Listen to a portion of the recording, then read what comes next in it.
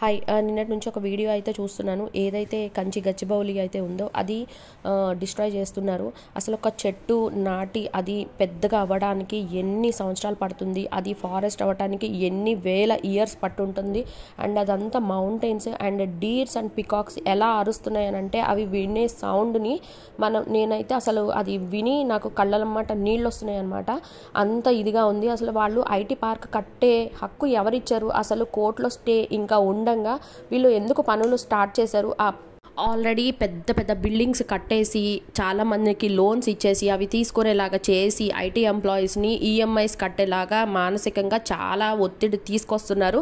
And చాలా ఇల్లులు ఖాళీగా పడి ఉన్నాయి హైదరాబాద్లో. అవి ఏవి కూడా ఫిల్అప్ అవ్వట్లేదు. అండ్ ప్రైజెస్ కూడా హై రేంజ్లో పెట్టేస్తున్నారు. అవన్నీ ఫిల్ అవ్వలేదు. ఫస్ట్ అవన్నీ ఫిల్ చేయించండి, అప్పుడు వేరే వాటికి వెళ్ళండి. ఐటీ పార్క్స్ తీసుకొచ్చేస్తాము, జాబ్స్ తీసుకొచ్చేస్తాము. అసలు ఉన్న వాళ్ళకే జాబ్స్ సరిగ్గా లేవు. అవి ఎప్పుడు తీసేస్తున్నారో కూడా తెలియట్లేదు. ఐటీ అనేది డౌన్ఫాల్ అయిపోతుంది. ఆ రీజన్ ఒకటి పెట్టుకొని ఈ ఫారెస్ట్ని మాత్రం డిస్ట్రాయ్ చేయడం అనేది మంచి పద్ధతి కాదు. అక్కడ స్టూడెంట్స్ని కూడా లాఠీ చార్జ్ చేయించి వాళ్ళని కొట్టిస్తున్నారంట. మనకి ఓటు హక్కు ఎలా ఉందో వీటిని డిస్ట్రాయ్ చేయొద్దు అని చెప్పే హక్కు కూడా మనకు ఉంది అండి. అందరం కలిసి దీన్ని ఆపుదామండి. Go green, no pollution. Bye.